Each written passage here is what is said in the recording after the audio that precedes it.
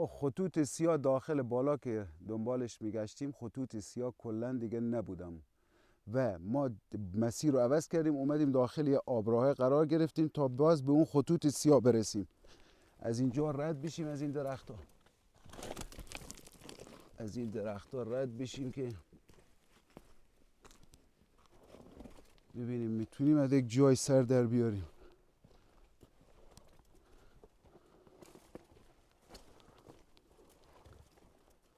صبر کن برای جاپا باز کنم، همه زمین گله. آره میتونی بیای نه؟ خب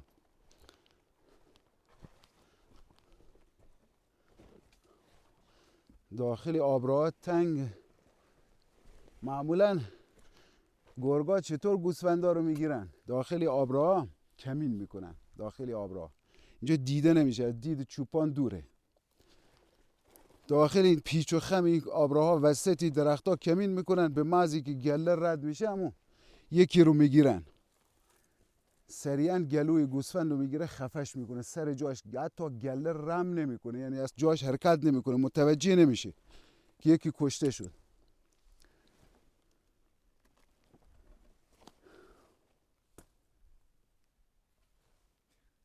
یه شجر تاولی، این شجر هستی دیده میشه.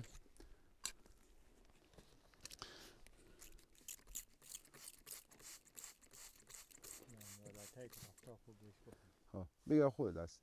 این تیکه خوبه که همراه حدید همین سنگ ها پیدا میشه، و الا حدید از لحاظ صرفه اقتصادی بخوای حدید و همینجوری بفروشی، یعنی مثلا حدید رو بدی کیلو 500,000 تومان، همینجوری خواسته باشی بفروشی نمیصرفه، مگر یه کاری چیزی روش انجام بشه که قیمت سنگ بالا بره.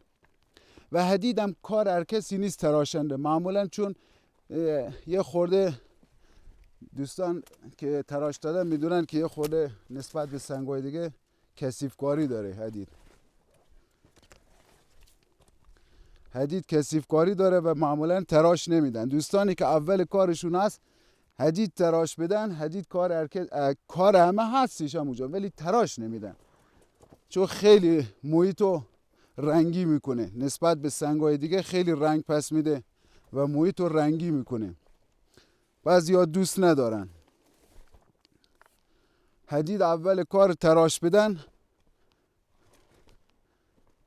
ممکنه مثلا همین باعث بشه که کار اول رونق بگیره. بعضی دوستان که اول کارشون سنگ‌های عقیق و تراش میدن، 2 یا 3 بار میذارن فروش نمیره، منصرف میشن. همین دوستان پیشنهاد میکنم اول کاریشون حدید بذارن. حدید معمولا اصلش کمتر کسی تراش میده، مگر حدیدی که از بازار تهیه شده باشه که حدید صینی یا همون حدید چینی هستش. اون حدیدا جذب آنربایی دارن.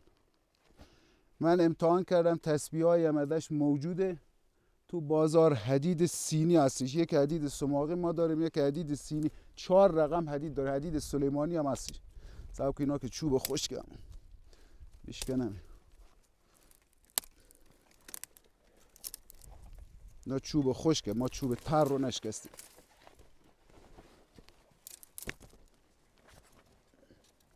اینا خوش شده دیگه. حدید سلیمانی هم هستش، با داره خطوط سلیمانی. معمولا تو نوع سماقی بیشتر اینا اتفاق میفته تا نوع صینی. حدید بیشترین شباهت رو به شاب سنگا که اشتباه گرفته میشه سنگ حدید هستش.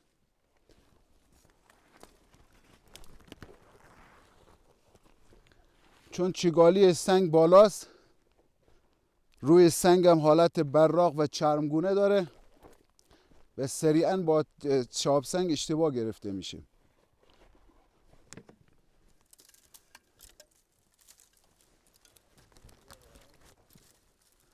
آره این آبراه مشخص نیست که ما میخوایم داخل کدوم آبراه بریم. اینقدر آبراه وجود داره که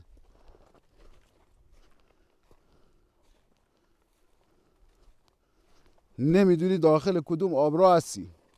بعد که می داخل مسیر اصلی قرار میگیریم مسیر رو پیدا میکنیم. هنوز برفا رو زمینه. این عوامل فرسایشی. یکی از عوامل فرسایش عوامل باران، یا باران و برف، اینا کم کم باعث یخ زدن و شل شدن زیر خودشون میشن. با باران بعدی بهاری همه گلوله‌ها میریزه داخل رودخونه و این میشه یکی از عوامل فرسایش. شما کوهایی که میبینین اینقدر سنگریزه کنارش جمع شدن، اونا بر اثر همین فرسایش دمایی هستش، یا باران یا فرسایش دمایی، اختلاف دما بین شب و روز. سنگا یخ میبنده، روز گرم میشه، باعث ترکیدن سنگ میشه، باید میشه که شما تو کوپای ریز سنگ زیادی داشته باشید. یکی از چیایی هم که الان نمیذاره حدیدا قشنگ دیده بشه و خوبی دیده بشه همین نم هستش. هرچی خوشتر باشه حدید بهتر دیده میشه، خصوصا تو تیغ آفتاب، یعنی وسط ظهر که ما بهش میگیم تیغ آفتاب. بهترین موقع حدید سر ظهر هستش پیدا میشه که نور هوا راسته باشه. اینم من فکر کردم نه این سنگ این حدید هستش هم. حالا نگاه کن چقدر شبیه به شهاب سنگه، اون اثر چرمگونه، یا این یه نوع حدیده. اینم جذب نخواهد داشت، احتمالاً هم جذب نداره. این یه نوع حدید هستش که معمولاً باری دیگه مخلوطش بوده که دچار سختی کمتری داشته و چی کرده، اون قسمت که سختی کمتری داشته با عوامل فرسایشی از بین رفته. یکی از پیدایش آبشارها هم همین هستش.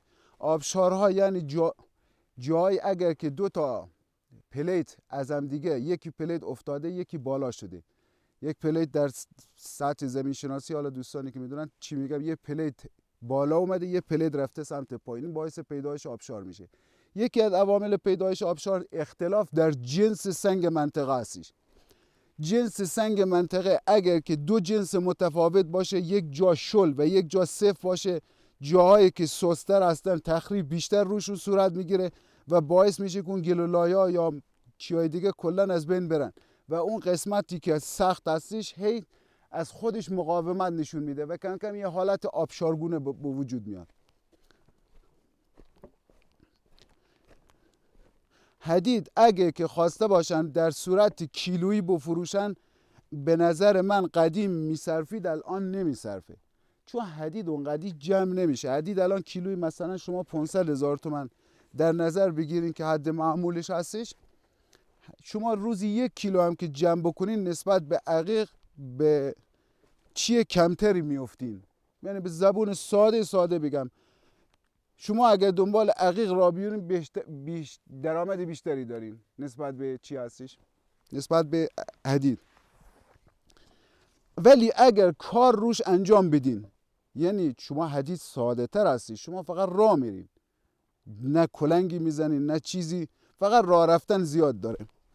ولی رگای عقیق معمولا کلنگ زدن دارن، زحمت کشیدن دارن، ولی حالا دوست دارن که حدید هم داشته باشن، حدید هم تو کارشون ارائه بدن. حدید فروختنش صرف نداره مگر یک جای پیدا بشه که اولین بار باشه که یعنی جاسپ زرد هستش، یک جای پیدا بشه که اول بارا باشه، بشه مثلا تا روزی 3 کیلو 4 کیلو پیدا کرد، و الا حدید صرف فروختن به صورت کیلویی نداره، باید یک کاری روش انجام بشه، چون نگین حدید اصلا هر دونش تقریبا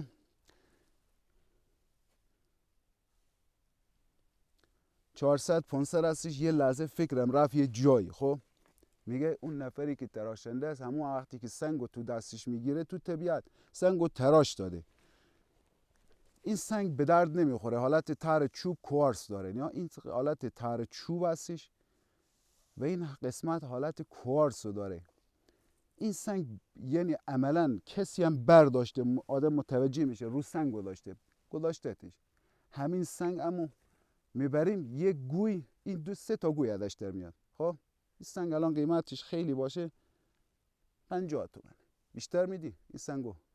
چون شما فروشنده هستی من دقتی ندارم روش، ولی 50 تومن 3 تا گوی در بیاد میشه 3 تا 150 تومن 450 تومن.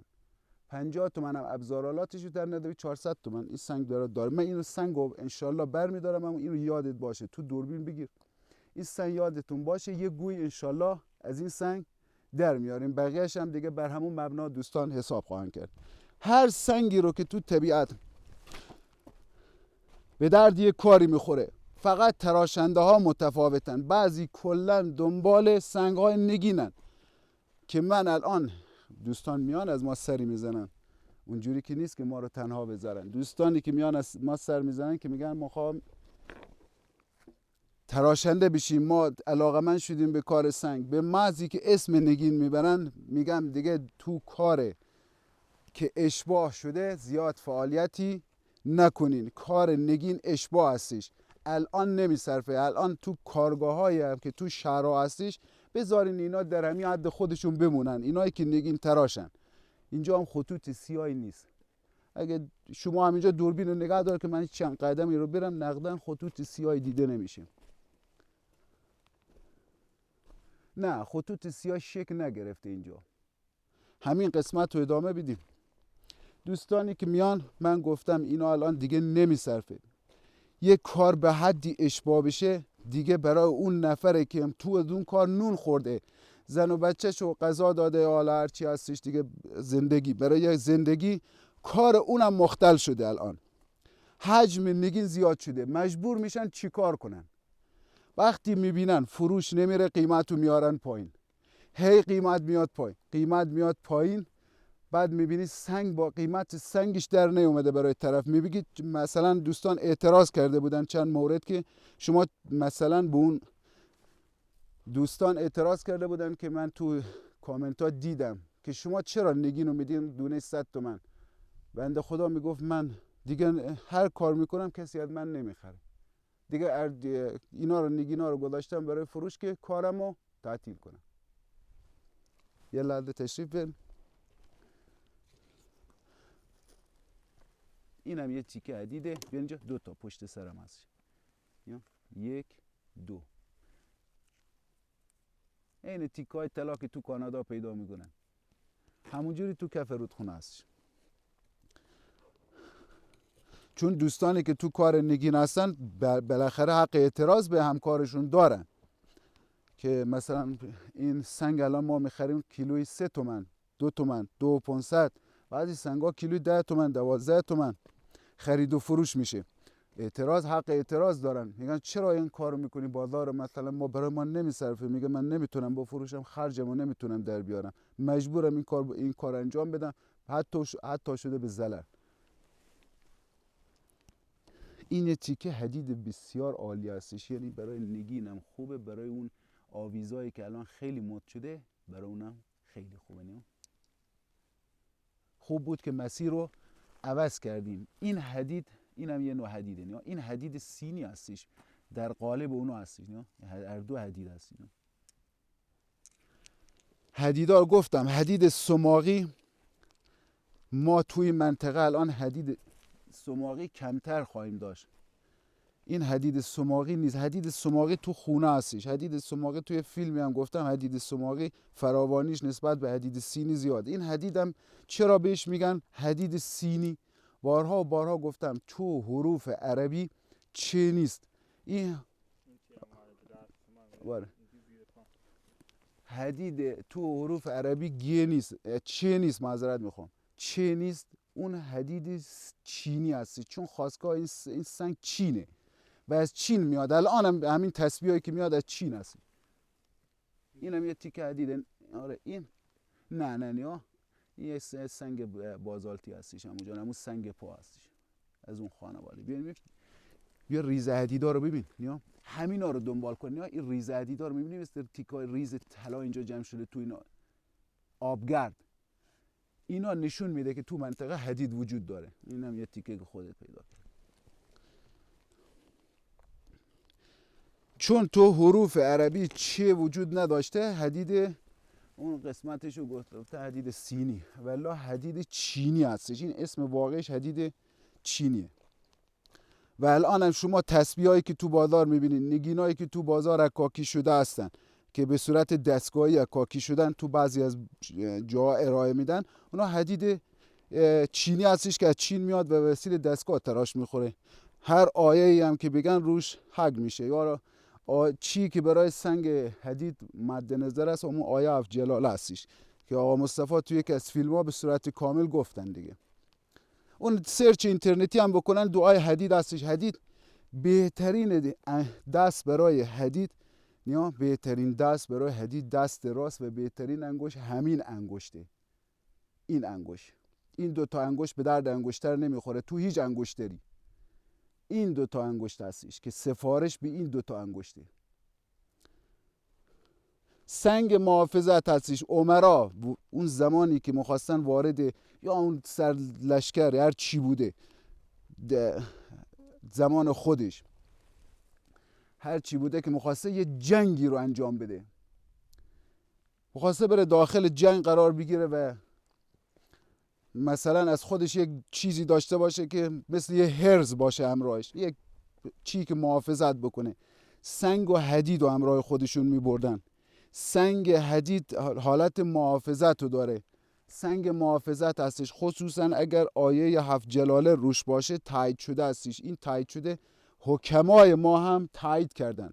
حکما کسانی که مثلا آقای ابن سینا، ابو ریحان بیرونی، آقای فارابی، اینایی که کتابای در مورد خواص سنگ ها نوشتن، که من یه قسمتی رو میخوام در مورد سنگ ها از روی کتاب برای دوستان بخوانم که یک چیه جهانی باشه، یعنی در حدی که دوستان بدونن که چه کسایی در مورد سنگ و چه خصوصیتی برای سنگ ها چه کسانی ذکر کردن.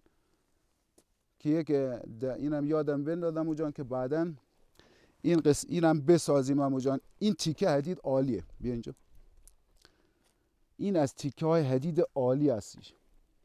تیکه حدید بزرگترین تیکه حدیدی که من تا حالا پیدا کردم اینقدره، که الانم تو خونه هستش که هنوزم تراشی چیزی ندادن. یا این یتی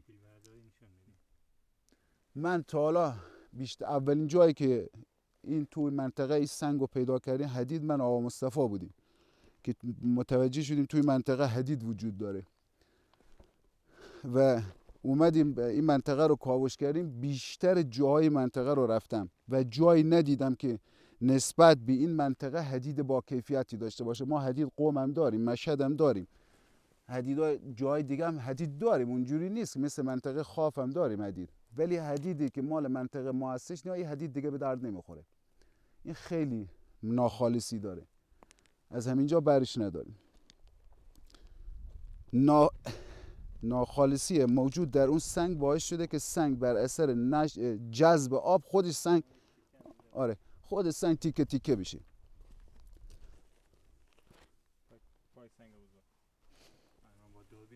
آره نه وسط سنگ گیر کرده. دقیقا این حس رو دارم. خب یک زمانی این شبکه 4 فیلمای میذاش در مورد استخراج طلا از کانادا، که مثلا چند نفر افتادن دنبال طلا و از تو رودخونه تیکه‌های پیدا میکردن و حالا به فروش میرسونن. دقیقاً حدید اون حس رو به انسان منتقل میکنه، چون همون حالت رو داره. با چگالی بالا هستش، چگالی هر دو سنگ بالاست، هر دو کانی چگالی بالایی دارن و همونجوری تو آبراها، تو مسیرهایی که انحراف هستش بیشترین مقدار هستش، تو جاهایی که آبشار هستش مثل همونا زیاد هستش و زیادم جمع‌آوری نمیشه که خسته کننده بشه برای انسان. هر چی برین روزانه تا 10 کیلومتر هم که راه برین شما، اگر خیلی دیگه منطقه خوبی باشه 2 یا 3 کیلو معمولا، اگر تیکه بزرگی دیگه یکی شامسی پیدا بشه اون یک چی دیگه است. خب یک سنگ کربنات کلسیم ببینم اونجا درسته. بیاریم یه سنگ کربنات کلسیم، نه یه سنگ کربنات کلسیم با یک حالت فوق‌العاده، یک حالت استثنایی که تو سنگ یک حالت هست. این سنگ تراش هم که بخوره خیلی حالت قشنگی خواهد داشت. یک حالت مثلا براش یک زیرفنجونی، حالت ما میگیم نلبیکی. خب یک حالت خود سنگ رو ورق کنن، یک حالت نلبیکی. این سنگ خیلی قشنگ جواب میده. بعضی از این سنگ‌های قلوه سنگ‌ها در کشورهای خارجی از سنگ‌های قلوه‌ای داخل رودخونه یه درآمد عالی دارن. خصوص ایران خودمون هم داریم یه آره من فقط کارش تلاش همین سنگ گفتم اصلا تراشنده مهم هستش که تراشنده یک ذوق هنری جدید از خودش بروز بده. من کسی داشتم سنگ خرید، خب 4 تن سنگ خرید، هر چی سنگ به در نخور تراکدار بود، یعنی ترک داشت دیگه، سنگای جوری شده بود که ترک داشت، 2 تا زمستون 3 تا زمستون بهش خورده بود، پر ترک شده بود، سنگا دیگه به در نخور شده بود. به در نخور کالا نه، از دیدگاه نگین تراش به در نخور. دوستی اومد 4 تن سنگو خرید به قیمت خیلی پایین. دیگه من شکی شده بودم، گفتم این آدم زلر نکنه از دست ما. این برام سوال شده بود که ازش یک سوالی لاقل بپرسم که اینا رو میخواد چیکار کنه. ببین این تیهو هستش، این حیوان این شب اینجا بوده، آره اینجا جای برای خودش لونه کرده بوده، شب غذای آقا روباه شده. برام سوال شده بود که این سنگ با این درجه کیفیت پایین رو میخوای چیکار کنی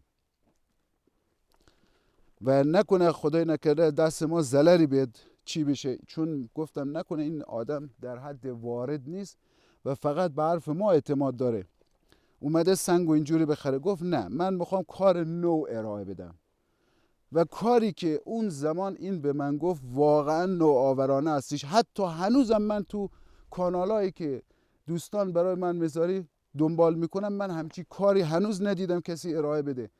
میگه سنگا رو میخوام، این سنگایی که الان از اینجا شما بار میزنین اینا رو میبرم بدم به یک شنشویی که آلت بادومی یا گرانوله همون آلت بادومی در بیاره و این سنگ ها رو بعد به صورت این سنگ ها رو به صورت قالبی میریزن، یه قالب اینجوری، و رزین روش میریزن. هر رنگ رزینی که حالا سفید شفاف خیلی بهتر هستش، این کار خیلی خوب جواب میده. رزین روی این میریزن و دوباره سنگو تراش میدن، چون رزین قابل تراشه با کار چوبش که تو بازار فوق العاده زیاد هستش و دیده میشه، ولی کار سنگش هنوز تو بازار ارائه نشده. که دوستمونم از کرج همین چند وقت پیش که اومد گفت منم میخوام این کار رو ادامه بدم، یعنی پیشنهاد بود و پذیرفتم و گفت عجب کار قشنگی هست. ایشون کار با چوب انجام میداد که گفت من کار با سنگم پس از حالا بعد ادامه بدم. اینا رو میذارن داخل یه قالب و دوباره تراش میدن. یک سنگ اوپن آشپزخونه زمانی که قیمت سنگ بود 4 تن سنگ بود 8 تومن، 4 تن سنگ بود مثلا تونی 2 تومن، 4 تن سنگ 8 میلیون بود. حالا سنگش درجه کیفیت خوبی نداشت دیگه، یعنی جز سنگای تقریبا به قول دوستان والله برای من ضایعاتی تو سنگ اصلا وجود نداره. هر سنگی رو که بدین یه چیزی میشه ازش درست کرد. یک دونه سنگ و اون زمان گفت که یک آشپزخونه یک حالا 90 گفت، حالا دقیقا منظورش 90 بود، 90 در 2 13 تومن. یعنی یک سنگ درست کرد از یکیش فقط از قیمت سنگی که کلا براش هزینه کرده. این تیکه حدید خوب هستش، بیشتر شد. جایی که آب زده دیگه آب سرعتشو کم کرده، یه تیکه حدید تنشین کرده. نه کارهای متفاوت اگه این دیگه، یعنی این شکار موفقه. این از اون تیکه های هستش که وزن بود میکنه. گفتم یه تیکه استثنایی ممکنه توی روز پیدا بشه، یا این خب مثلا چند تا تیکه اینجوری در روز پیدا بشه سریعا میشه 2 کیلو، درسته؟ وزن و سری بالا میبره. حدیدش هم حدید خوبه هستش، تیکه حدید بزرگ امروز همین خواهد بود اگه تا اینجا همین هستش تا اینجا. اینم یه تیکه دیگه.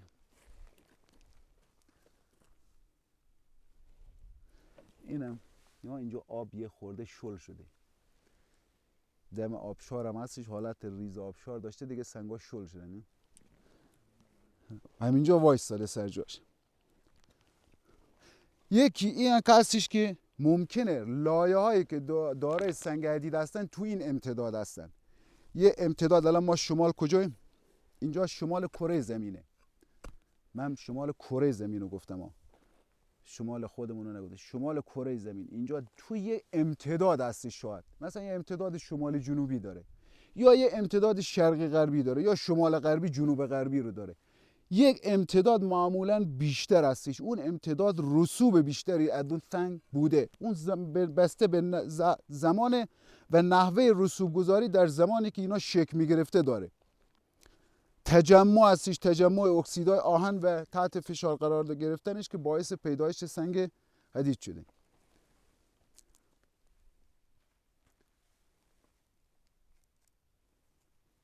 این اگه آب از روش رد بشه یا رطوبت رو زمین باشه دیده نمیشه. این دیگه دیده نمیشه چون این داخل شن بود. الان که آفتاب میزنه اینا دیده میشه. یک هنرمند چینی رو دیدم تو یکی از این چیا، از یه سنگشو که من حد زدم از رو تصویر سنگ کربناته بود، چون این سنگ کربناته فوق العاده استحکام خوبی داره برای تراش، فوق العاده استحکام خوبی داره. سنگی هستش که هم دارای نقوش هستش، نقوش سیلیسی معمولا وسط این سنگ ها شکل میگیرن. نقوش سیلیسی که وسطش هستش باعث رگای داخلی سنگ دیده میشه. یک تار قشنگی از این در آورد، یک جامی حالا هرچه هستش گلدون بهش میگن، یک گلدون قشنگی رو از سنگ فقط با 4 تا گردبرد درست کرد.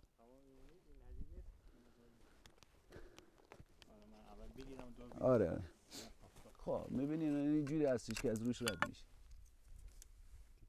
آره اینم تیکه بزرگی. اینا ما الان رو جای افتادیم که خوبه، 2 تا تیکه بزرگ معلوم میشه که از اینجا امتداد هستش، چون این تیکه ها راه نمیرن. آب تا اینجا نگاه کن، این 6 اینچ، این هم 6 اینچ، یعنی 12 اینچ آب. 12 اینچ آب نمیتونی سنگو تیکون بده. تو کف که قرار بگیره تیکون نمیخوره. و حالا سنگایی که گرد هستن 12 اینچ آب اونها رو پرت میکنه، همراه خودش با گلولای معمولا میبره. ولی سنگایی که حالت تختو دارن تو کف رسوب میکنن. این سنگ با 12 اینچ آب تیکون نمیخوره. آره دقت. آره این هم دیده نه، این دیگه الان دیگه قشنگ نشون میده اینا از کجا در میاد. نه وسط همین لایا هستن، همین رسوبات نرمه. خب بیان که این تیکه بعد میشینیم یه لحظه آقا مجتبی آسوده بشن دستشون. اینم یه تیکه حدید هستش، این یه تیکه حدید، اینم یه تیکه حدید. یا جایی که آبشار زده. حالا بیا این داخل آبشاره رو بگیر فقط. اونا همه حدیده، همه نرم شده، حدید مثل تیکای طلا نرم شده داخلش و همونجا به خاطر وزن زیادش رسوب کرده. اینم یه تیکه عقیق تاولی. این شجر داره، دیده میشه شجرش. آره شجر داره. خب این تیکه رو برای نگین تراش خوبه، حالا برش میداریم ولی لازم من ترک داره ولی شجر که داره. ادامه میدیم. نیا اینجایی که ما نشسته بودیم یک سنگو که برداشتیم دیگه، این که قضیه به هم خورده است. خب این که گفتم مثل طلا دنبالش بگردیم. یا وسط سنگو پوره. آره نیا ساکو تیکای حدیدو در داره مثلا. نه همه حدیدن، ریزه حدیدای هستن. طلا هم همینجوری تو طبیعت پیدا میشه. جایی که طلای آزاد دارن همینجوری تو طبیعت به صورت تیکه های پیدا میشه. نه پر ریزه نرمه. همین دیدین تو بعضی فیلم ها تابه گردونی میکنه، مثلا سنگای زرد میریزن رو و طلا داره. این دقیقاً طلای آزاد هستش که تو رودخونه ها، بعضی از رودخونه ها، رودخونه ایران همچین مواردی تا حالا خیلی غیر از رودخونه ارز که سمت آذربایجان هستش تا حالا موارد اینجوری خیلی جستجو نشده و نبوده، احتمالاً که جستجوی دقیقی روش صورت نگرفته. ولی نیست جایی که دوستان رفتن تا حالا نتونستن یک تیکه خوب است، مثلا جایی که تیکه طلای خوبی ارائه بده، مثلا چندین معدوده تکرار بشه، نبوده. ولی تو که فیلم های خارجی که دوستان میبینن اون مثلا یه جو هستش که دارن تابه گردونی میکنن داخل اون طلای آزاد هستش تو طبیعت، طلا به صورت آزاد هستش که یکی از نظریه این هستش که تو کانادا که بیشترین مقدارش هستش برخورد یه شابسنگ بوده از جنس طلا به اون منطقه و بعدا این تیکه تیکه شده جای دیگه و تو رودخونا و مسیرها قرار گرفته و الان از وسط اون گلولایا مثلا اون خیلی باز وسط گلولایا قرار گرفته مثل همین سنگ عقیق و داره الان بیرون میاد. این هم یه سنگ هستش که شبیه به حدید هستش. از این سنگ تو بیابون ما فوق العاده زیاد داریم. سنگ سیارنگی هستش، حالت چرمگونه داره روش، چربه. این سنگ جاسپر سیاه هستش، از خانواده سنگ‌های سیلیسی هستش و حدید نیست. حدید چگالی حدید 5 هستش، 5 و 8 یا مثلا تو این معدود هستش. سنگش شما یه نگین حدید رو تو دستتون داشته باشین، 2 تا نگین یا 2 تا مثلا بیشتر از 2 تا نگین همترادش عقیق وزن داره.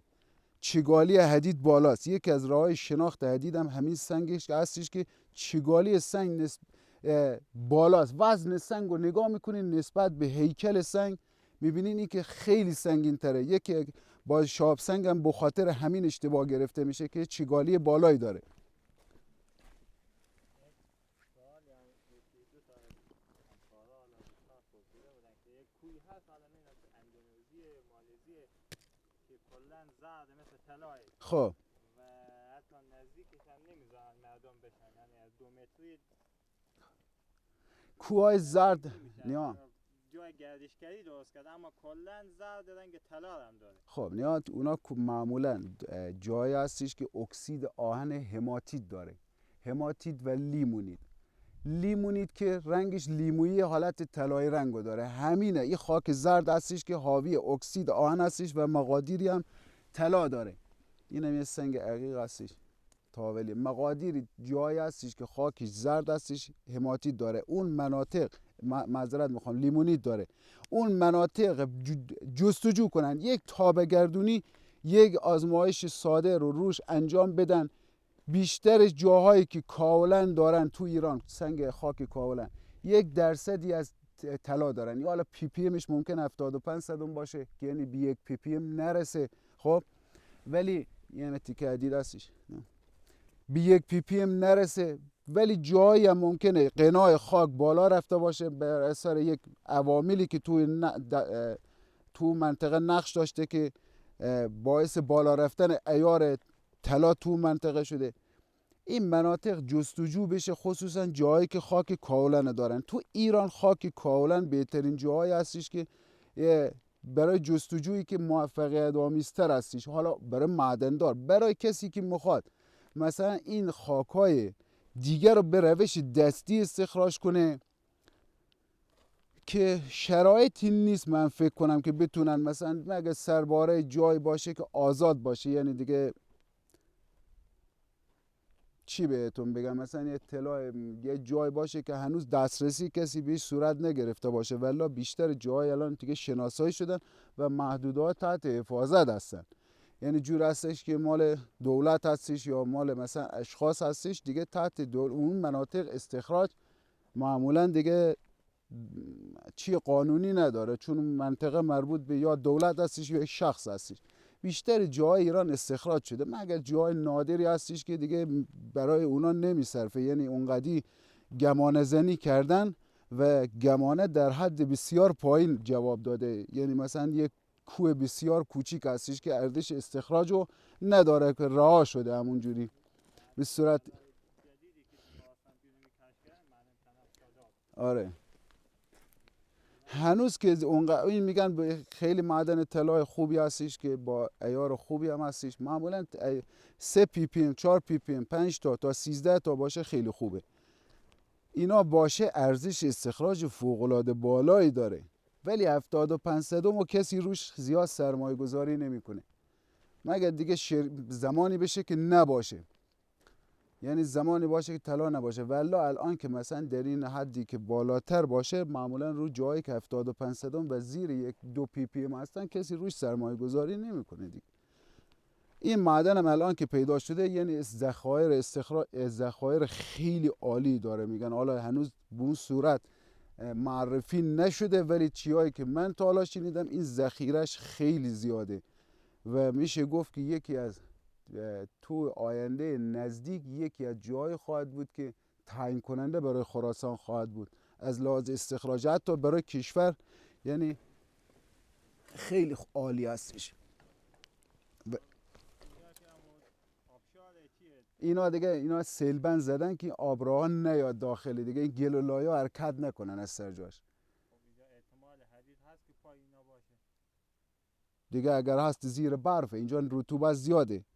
معمولا اگر شک گرفته باشه تا اونجا غلط خورده، چون اینجا آب اونقدی حالت ضربه‌ای داره، این پا به صورت گودال نشده. میبینین آب حالتی که ضرب آب گرفته شده به وسیله این تورا. اگر جایی هم شکل گرفته باشه اون محدود هستش. اینجا هنوز برف رو زمینه. اینا به محضی که رطوبت روشون قرار میگیرن خیلی بد دیده نمیشن، ولی اینجا پاش گودال نشده، ضرب آب به وسیله تور گرفته شده. یکی از دلایلی که الان تو این رودخونه ها کمتر هم چی پیدا میشه چون حجم تخریب به وسیله اینا گرفته شده و سیلاب اینجا کنترل میشه. تخریبای زیادی نیست، بالا دست یه خورده تخریب صورت میگیره که مثلا همونقدر حدید در میاد. اگر اینجا چیزی دیگه وسط این جایی که اینجوری تخریب شده باشه پیدا میشه، چون اینا برای اینکه رسوبات نیاد داخل محدوده پایینتر قرار بگیره و اینجا تخریب زیادی به بار بیاره، معمولا جلو اینا رو توری میزنن که برای آبای زیرزمینی هم خوبه. شما تابستون ها که میایین از این پا چون حجم رسوبی که روی اینا قرار گرفته، این رود که همینقدر عمق داشته، رسوبات اومدن رو هم دیگه، سطح آبی که زیر رودخونه حرکت میکنه از وسط سنگا میاد بیرون، سطح آب رو میاره بالا. یکی از عوامل همین بستن این رودخونه ها باعث میشه که جلو رودخونه ها مثلا به صورت سیلبند بسته شده، سطح آب زیرزمینی میاد بالا و آب تو سطح قرار میگیره. هرچی تخریب توی منطقه بیشتر صورت گرفته بشه، سطح آب زیرزمینی میره پایین. آبها معمولا توی محدوده حرکت میکنن، ولی اگر سطح بالاش پر رسوبات بشه دوباره احتمال بالا اومدن آب وجود داره. کما که من دیدم جایی که اصلا آبی وجود نداشته تو طبیعت، فقط رودخانه‌های فصلی می اومدن و مرفتن دیگه تموم بشده. الان با همین سیلبندایی که بستن تو تابستون هم کنارش آب داره، چون این آبی که الان به وسیله برفایی که کنار بود جذب میشه، اینا کم کم تو مسیر رودخونه حرکت میکنن، تو سطح شیب حرکت میکنن و از یک جای دیگه کم کم تو فصلی که آب کمتر هستش کم کم وسط اینا یه جایی میاد بیرون. خب دیگه اینجا این شکار امروز در مورد حدید بود و چون خواص حدید و تو فیلم های قبلی گفتم بیشتر در موردش صحبت نکردم که فیلم خسته کننده نشه، تکراری بشه و خسته کننده. الان از اینجا به بعد این سنگ الان ما جمع کردیم، حالا بیا که بریزیم. آره بیا ببین آره اصلا این نشونم بدیم چی شد. خب الان حدوداً 3 کیلومتر 4 تا که رفتیم دیگه، 3-4 تا که رفتیم. خب این همراهش بود، اینا که چی هست؟ عقیق هستش از خانواده عقیق. این هم هستش. حالا بیا ببین این الان رو هم رفته، اینا 1.5 کیلو همونجا،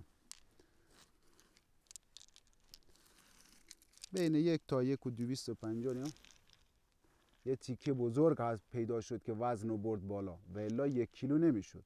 اینا رو بدون این حذف کنی 1 کیلو بیشتر نیست. این تیکه وزن رو برد بالا 1.5 کیلو. شما این 1.5 کیلو میشه 700 تومن. 700 تومن پول 2 تا نگین ایناست، 2 تا آویز حدید. برای دوستانی که اول کارشون هم هستی، چون حدید و هر کسی تراش نمیده، اون محیطی که تراش میدن بسیار حالت آلودگی به بار میاره از لحاظ رنگ و دوستان سعی میکنن حدید تراش ندن. من خودم سنگ حدید دادم به کسی پس فرستاده که اینا که همه جا رو خراب کرد، قرمز کرد کل. من تو خونه تراش میدم، دیوار خونم حالت رنگ پرد، بالاخره آب پرد میشه این بر اون بر. تراش نداده بود و برگشت، یکیشو تراش داد، ولی خودمون مثلا جایی که ما هستیم دیگه حالا بیشتر آلودگی دیگه مد نظر نیست، خونه نیست که گاراژه. این حدیدا رو اول دوستان تراش بدن کارشون بهتر خواهد بود از عقیق، چون این سنگ هم کمیابتر هستش، هم از لحاظ خاصیتاً سنگ بهتری هستش. سنگ هستش که انرژیش اثبات شده هستش. حدید سنگ خیلی پرخاصیت هستش نسبت به سنگ‌های دیگه.